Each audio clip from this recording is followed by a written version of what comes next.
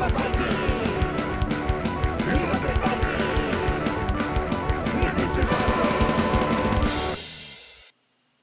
everybody, this is me, the Untitled Viking, and this is War of the Cross. War of the Cross is a game of negotiation and war for 4 to 7 people set in the 7th Sea universe. If you're not familiar with the 7th Sea universe, it is a role-playing game, a highly successful one, that is kind of like an alternative history of our world, full of swashbuckling heroes and magic and, you know, pirates and what have you.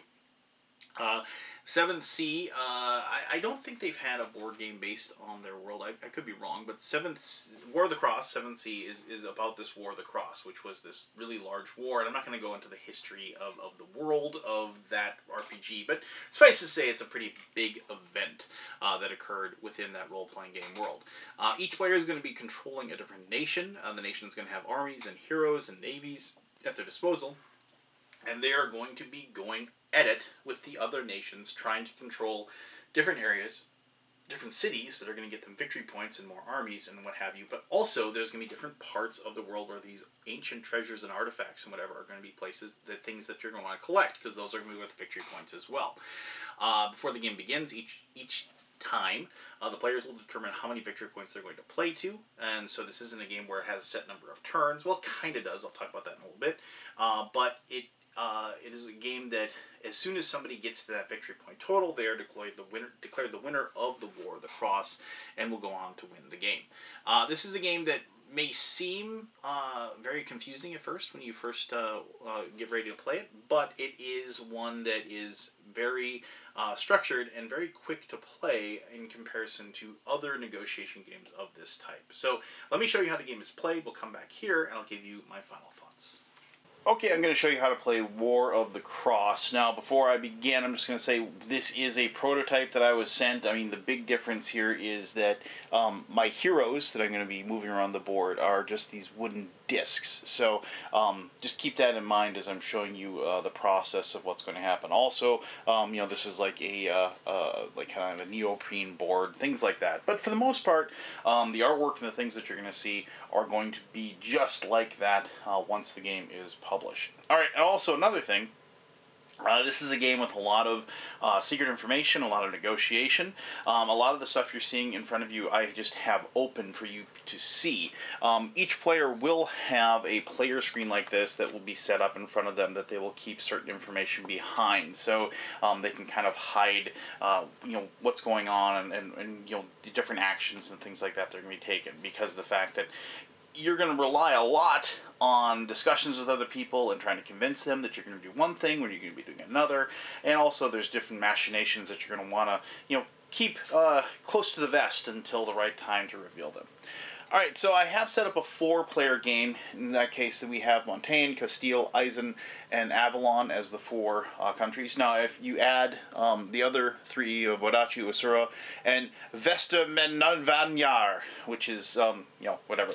If you're familiar with 7th Sea, this is all probably, you know, very old hat to you. But obviously, if you haven't played like the 7th Sea RPG, or you haven't read any of the books or anything, this might, you know, be a little bit like, wait a minute, that's Europe. And I think that's that was always the idea, was that 7th Sea was kind of like an alternate reality Europe. And you can kind of see, like, you know, Avalon is England, you know, and, you know, you have Eisen, which is Germany, things like that. And of course, once again, Vesten Menjavanjar, which was, you know, the Scandinavian countries. Alright, so all that being said, to begin the game, each person will have their colored in area under their control.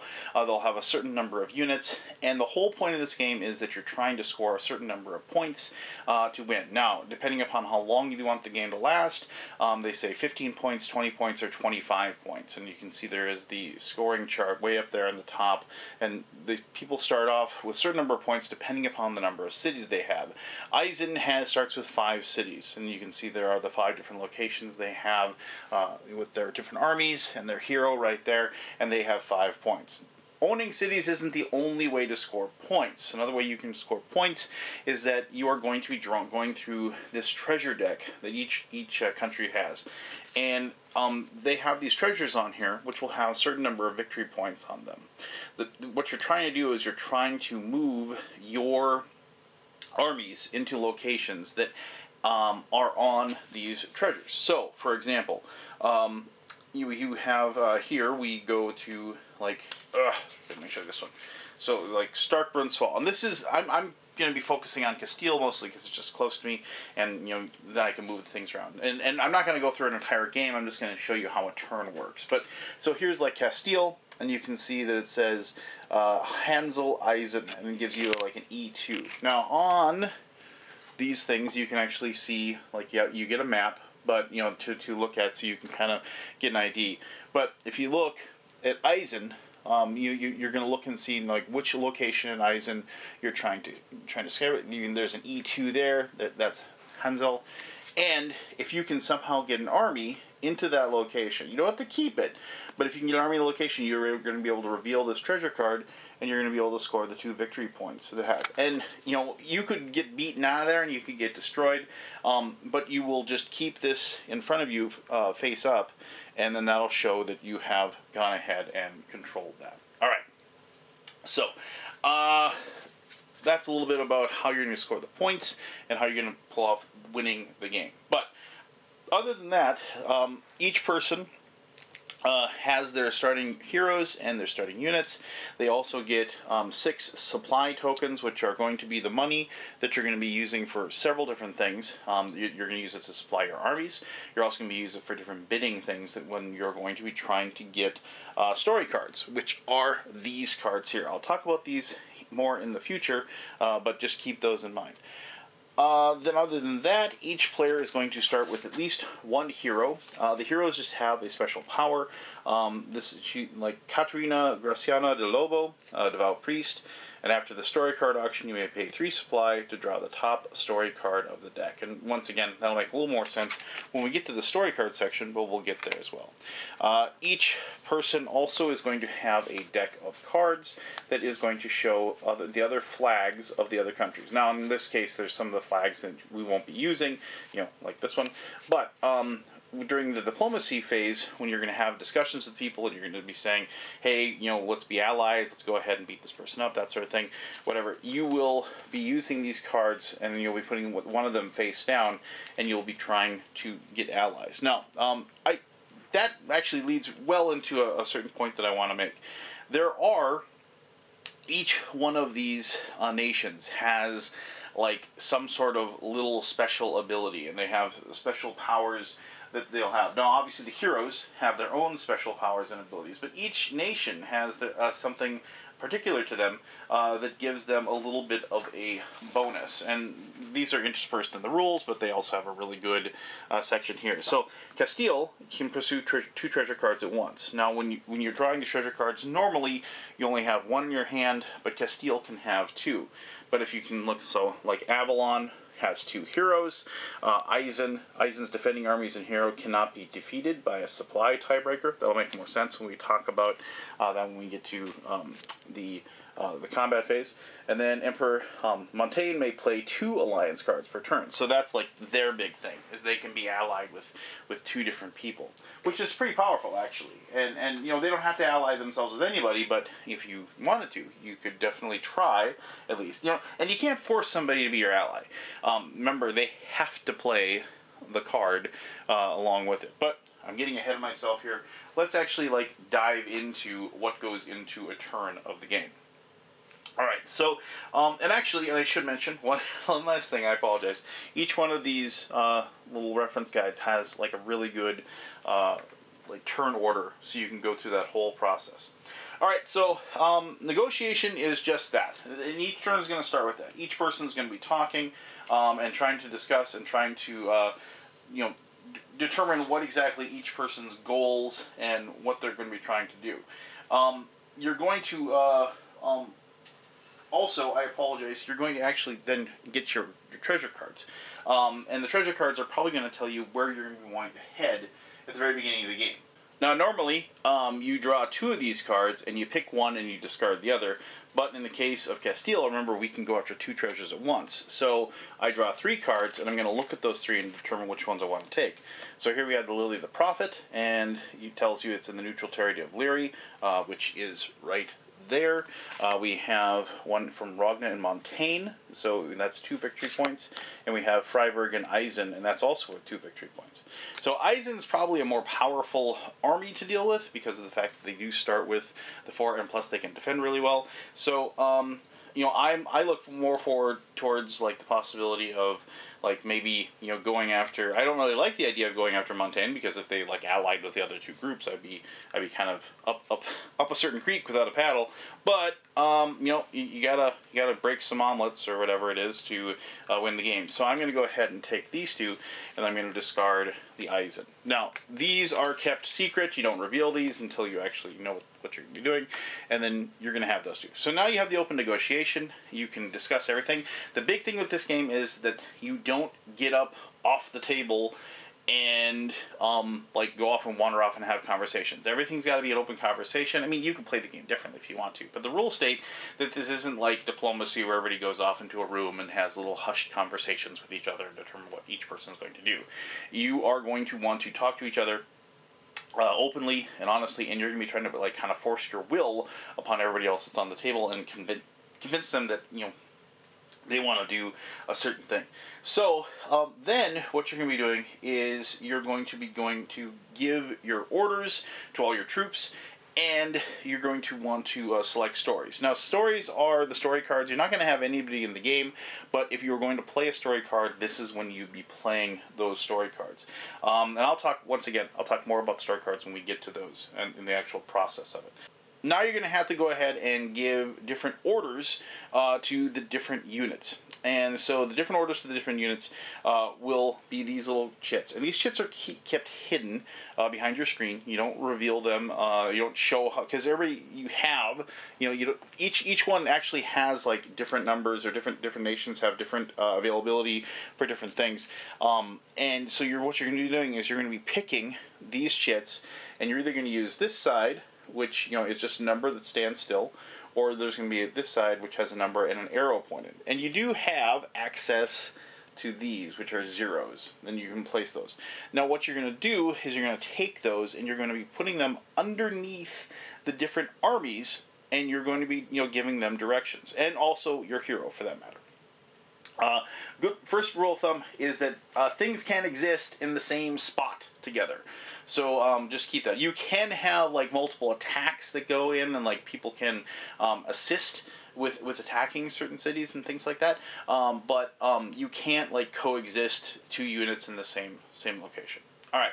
So what you're going to be doing is you're going to be directing them into those spots, and you have to, whatever the number is, you have to pay that amount to, you know, get those army, like, to move or to stay in the same spot. Now, those numbers will determine, like, how powerful those actions are. They're like you're supplying your army with, you know, the different things that they're going to be needing to move. Now, some of these things are going to be navies, which are just going to look like this. They're little boats, obviously. There you go.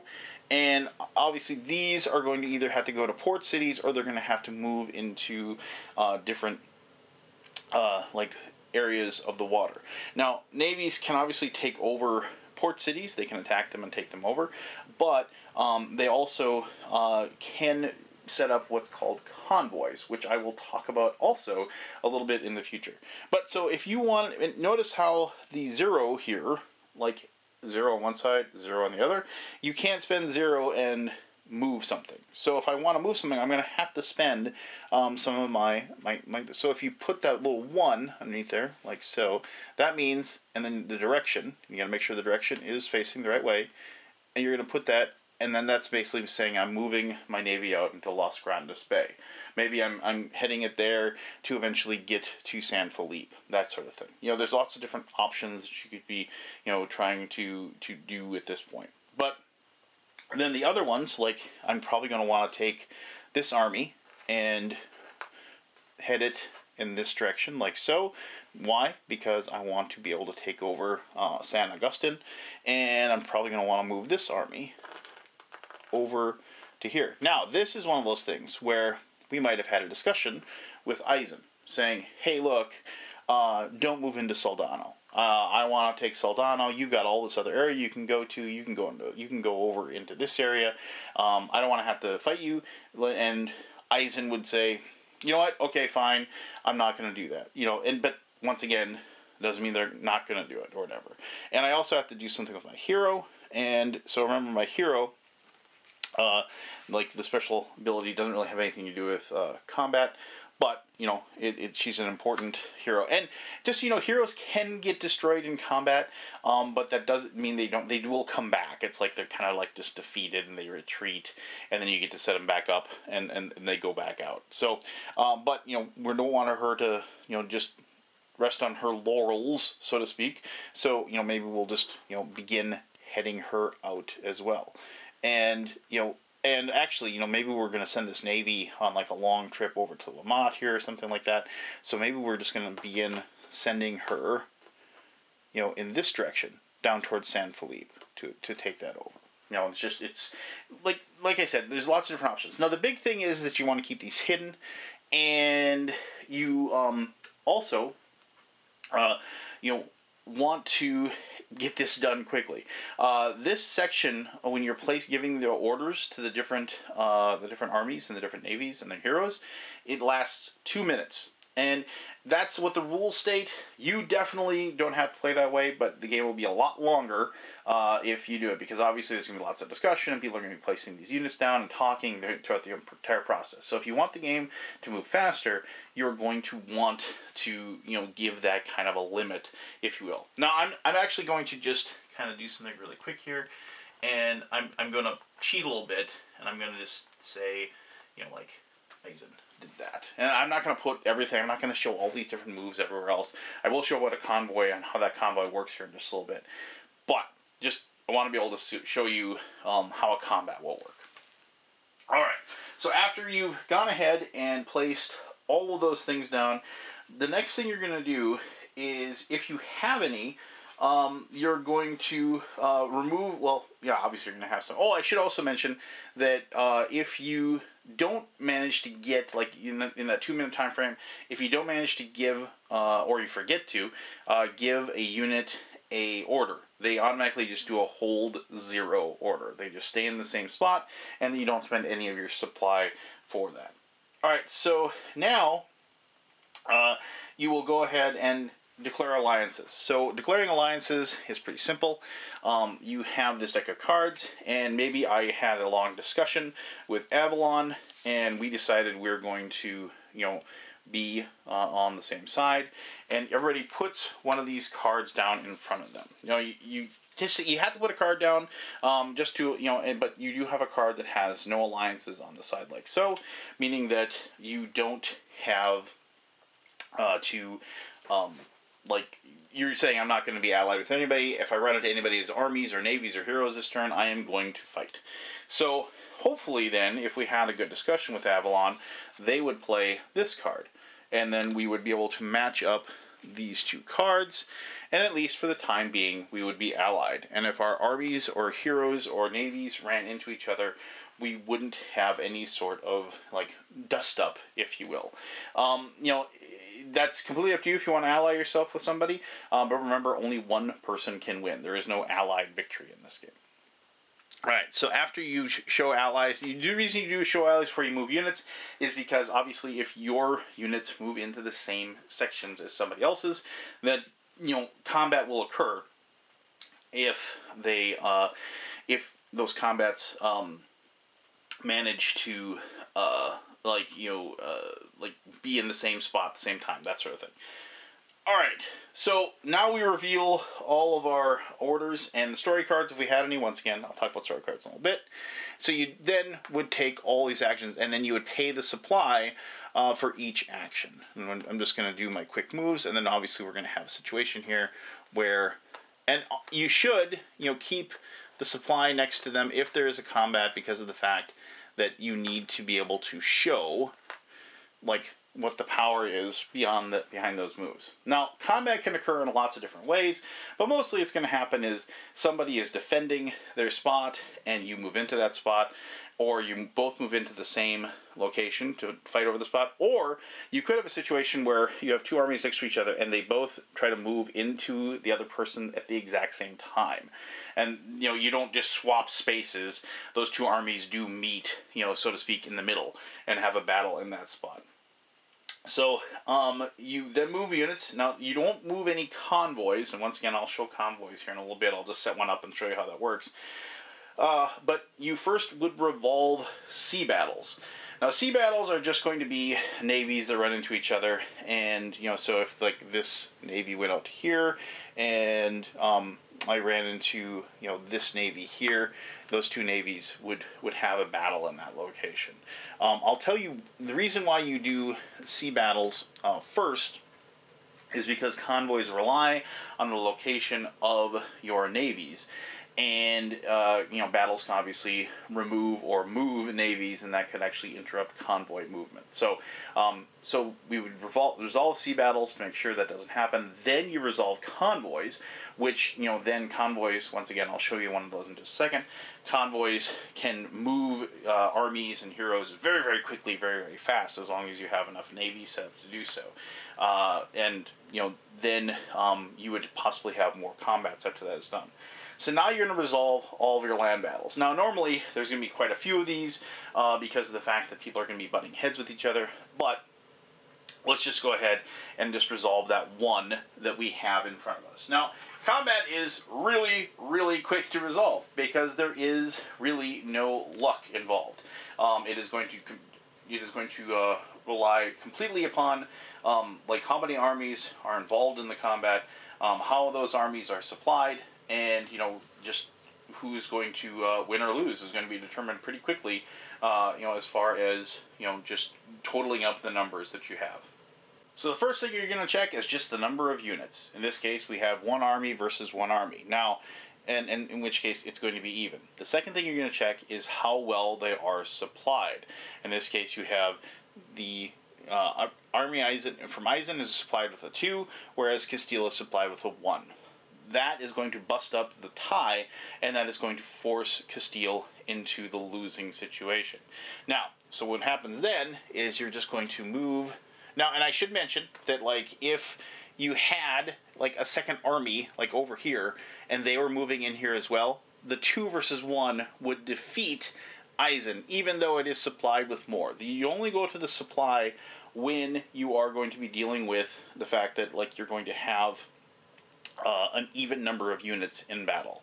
And allied units, like let's say Eisen, or let's say my ally with Avalon worked, and if they moved in here to attack as well to assist, that would actually give me the bonus as well. So just things like that you need to keep in mind as far as that's concerned. All right, so we have a battle here. Eisen wins, so they're going to be able to move into the spot and take it over. When they move in there, what they're going to do is they would then place one of their ownership chits into that neutral territory. These are just these simple shields, and you place them in that spot. They're going to stay there until they get defeated and knocked out of there. If their army leaves, they still retain control. My army is defeated, and it has to retreat. In this case, it would, retreat back to where it came from and go back to San Juan. You can't retreat to a neutral territory that you don't already control. That isn't an option for you. In some cases, you're going to be in situations where you aren't going to have a viable spot to retreat. If that occurs, your army is routed and destroyed and can't return. Just big rule of thumb, you can't go into any place that you don't already own. You have to make sure that that is the case. Now, if we had a situation where these armies were tied and they went into that and they had their battle and they were both tied in that situation, because it was a neutral territory and nobody else owned it at that time, they would both be forced to retreat. But in this situation, we have the one that Eisen won that victory.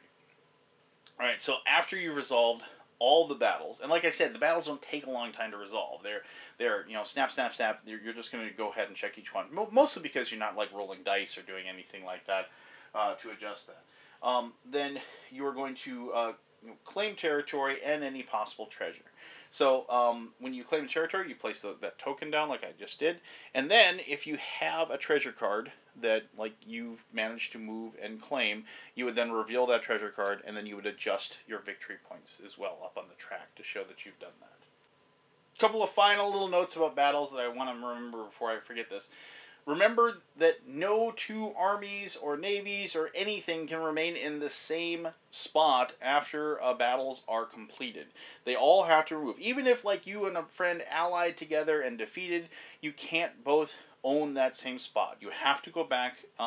One person can remain, obviously, to take control of the area, but the other allied units, your own or your allies, have to retreat back to an area that is viable.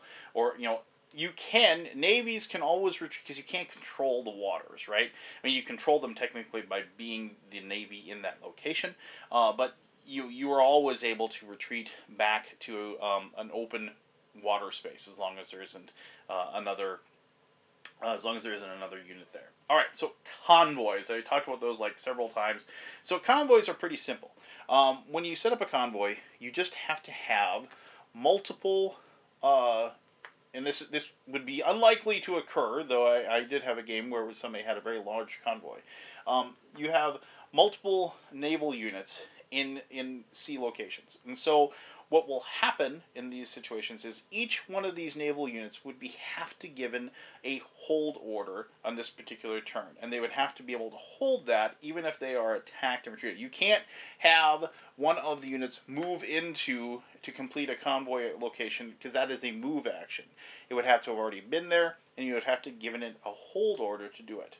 So then after if they've all done that, remember this occurs after sea battles, and then you're going to be doing convoys. And so if you had a number like this, you had a hero, and this could be an army as well, and you had it pointed towards the first sea region, you could then use this convoy to take it, and then you could end up in you can move very, very quickly and end up attacking or attacking neutral territories or going to your own territories if you happen to own that. You could move into that location. But for the most part, convoys are usually used to go through with attacks on people that aren't suspecting them. Maybe later on in the game I wanted to use that, and I went and attacked Avalon because I didn't ally with them. Things like that. So you follow along, and you don't have to follow along the whole chain. You can end it earlier, to maybe we're just going to go to here. That's something we wanted, or things like that. So you use convoys as an ability to move very, very quickly, very, very fast, because normally you don't have the ability to move more than one area. You can only move into adjacent locations, but convoy is the one rule that allows you to go against that particular rule. All right, so that's all movement, that's all combat. After everything is done and all the players have resolved all their combats, we're going to go through with restocking, the restocking phase. So this is when we're going to see how many more cities we own, because cities are going to determine points along with the treasure cards, obviously. But we're also going to see for every extra point we have, we're going to be able to possibly build more armies.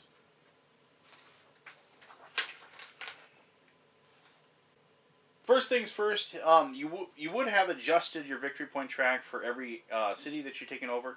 So in this case, since Castile took over another city, they took over San Agustin right here, they would now control one extra city from their starting 4 that they began with, and so we would adjust this to 5. We don't have any, and I'm not, like I said, I didn't do the rest of them, so obviously these, well actually Eisen would have gone up, because we already know they took one. But regardless, the other players would have obviously taken over cities as well, and would have added those to their to their empires, and you adjust the victory point track. And then what you're going to do is you're going to count the number of cities you have, you count the number of units you have. If you have more cities than you have units, you're then allowed to build more. If you have less cities than you have units, you have to go ahead and destroy those units. And if your hero had been destroyed, you then have to go ahead, you can go and place a hero back in their home city as a build, or replace an existing army or a navy unit that you have with the hero. You don't have to do that, but most people do it because the heroes give you special powers, and you want to make sure you have those. Alright, so new units must be built in unoccupied cities and home regions. If none of those are available, you can't build a new city. So we'd be able to build a new city. Maybe, and I've got to remove these navies because I don't have them all out here. I was just using that as an example. So maybe, we want to build another navy. So because we have one extra, we're going to go ahead and take that, and we're going to place it in that location there. So we're going to possibly be able to set up a convoy here relatively soon, because we're going to have another navy to be used. I should mention one last thing about cities. There's one city, 5 sails, that is worth 2 victory points as opposed to the other 2. It still counts as just one city when it comes to as far as supplies go, but it is worth extra victory points, and so that might be something that will turn the tide and manage to pull you off the win. So now you're going to collect supplies. You're gonna collect supplies, chits, equal to the total number of land regions under their control, whether those have cities or not. So that's why having a spot like Fontaine here would actually be useful. You're going to collect 1 supply for each one of those, and you're going to be able to use those now for bidding for story cards. Remember I talked about story cards like 1,000 years ago? Well, now we're finally back to story cards. So the big thing with story cards are you're going to draw 3, and you're going to show those to everybody. So we already have, for Montague, play after moves are resolved, place an army unit in a region in which you already have an army. This unit holds and does not count against your unit total this turn.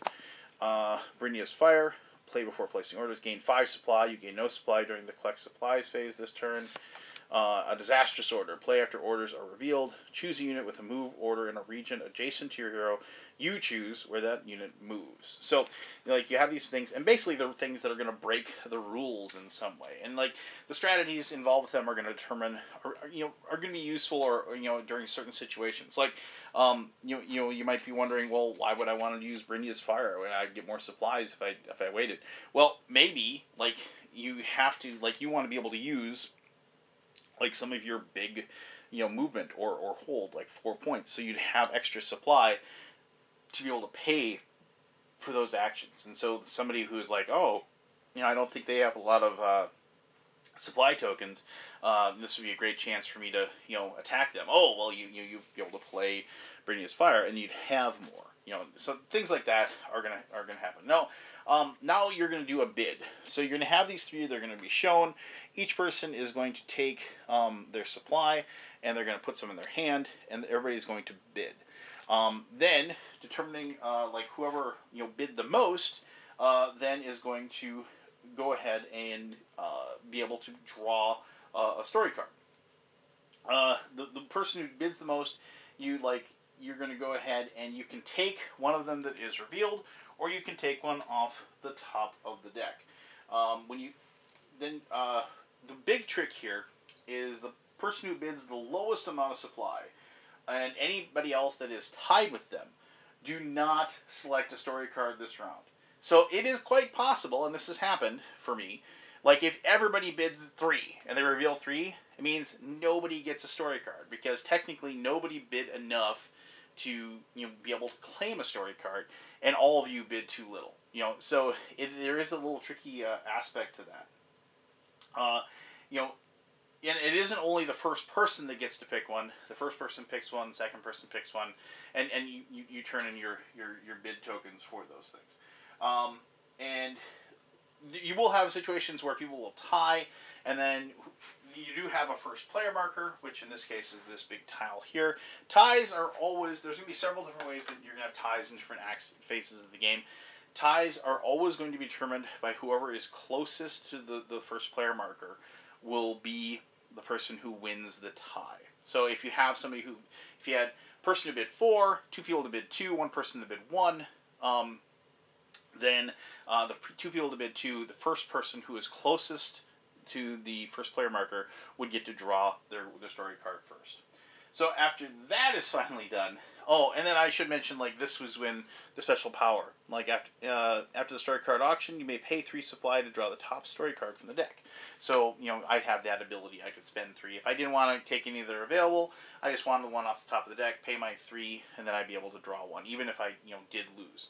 But, well, actually, when I played these, just quickly, I did actually, a couple times, try to bid, like, a number that was low enough that I would tie, like, possibly, like, the lowest bidder, so they wouldn't get any, because I wouldn't care if I didn't get any. But anyway, that's just kind of one of those little wrinkles of the game that I really enjoyed. But, now, after that, you're going to draw a new treasure card from the top of your deck, even if you didn't claim a treasure. You draw a new treasure card from the top of your deck, and you're going to then look at that treasure card, and everybody does this. You look at the treasure card, and then you're going to discard one. So, like, here, you know, this was another one in Eisen. Well, I don't want to fight Eisen, so I probably wouldn't use that one. I'd keep the 2 that I have.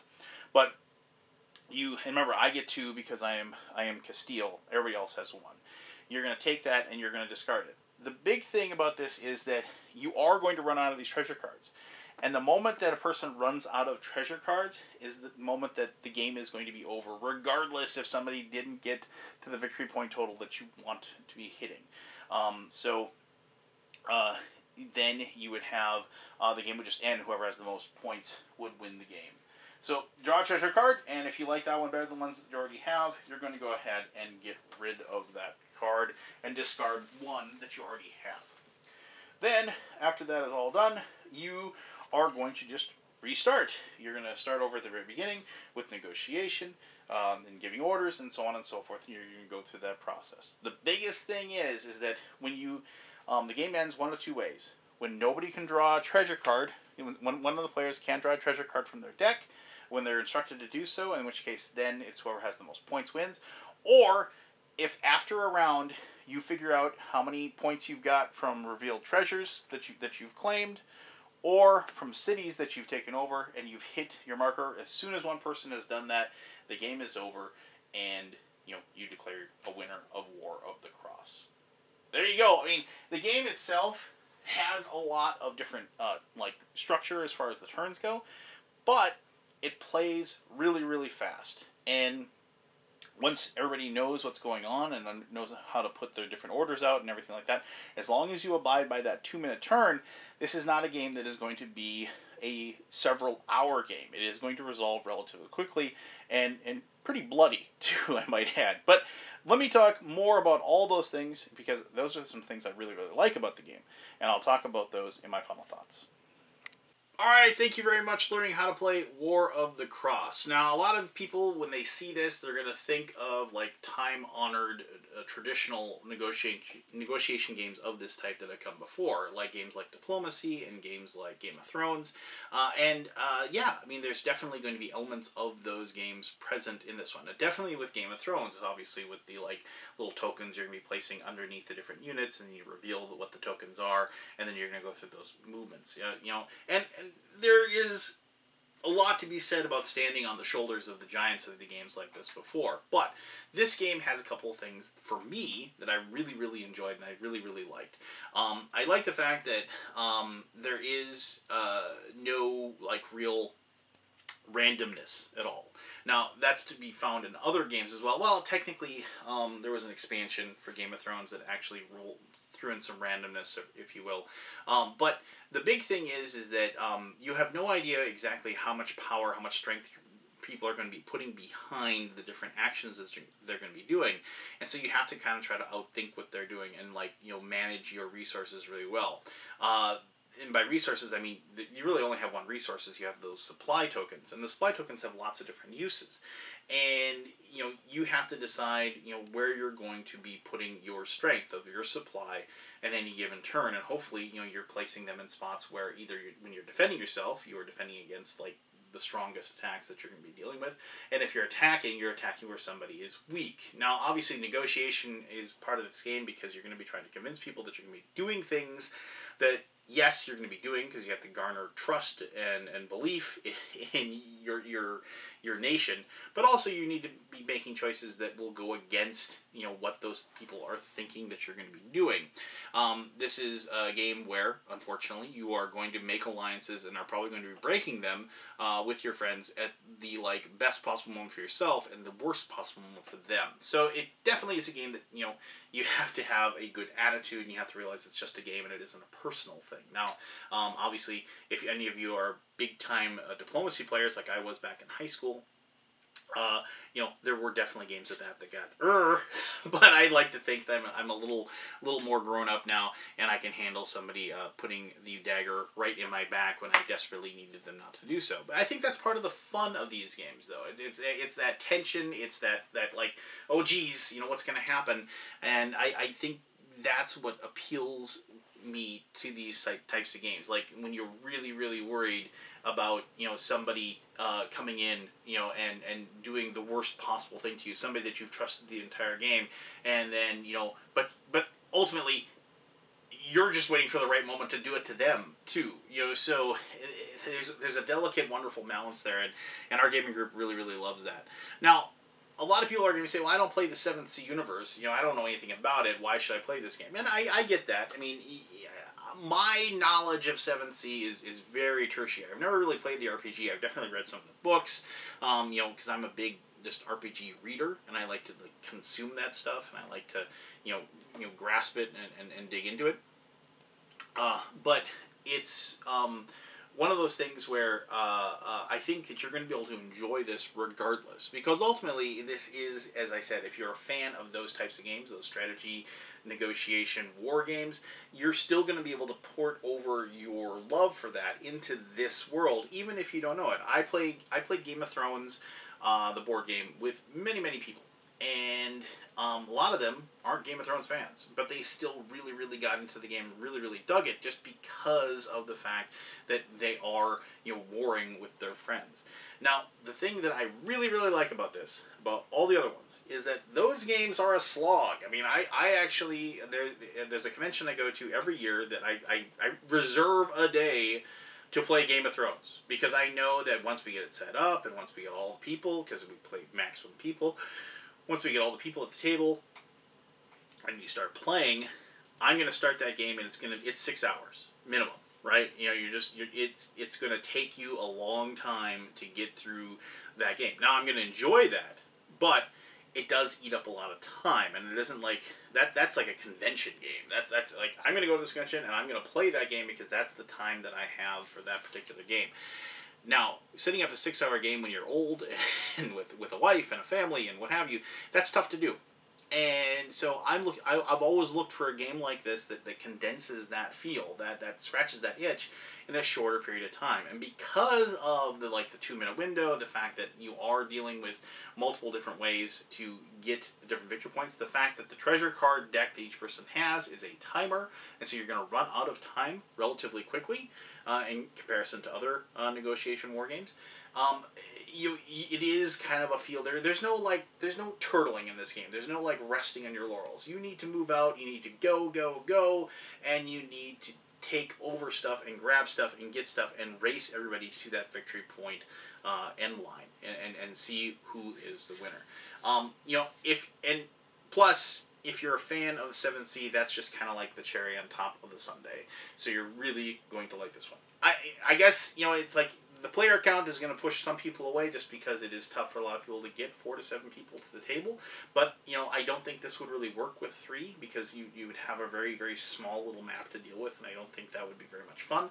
I think 4 works really well. I played a game of 7, and that was amazing. So if you are in that camp, if you are in that situation where you are looking for another big negotiation / wars / bidding / dudes on a map type of game, I strongly suggest you check this one out. I am jazzed about this one. I enjoyed the heck out of all my plays, and I think you will too.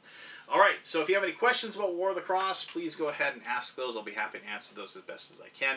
As always, thank you very much for taking the time to watch this video. And until next time, I am the Undead Viking, and I'm telling you to have yourself one heck of an awesome day. Alright, bye-bye.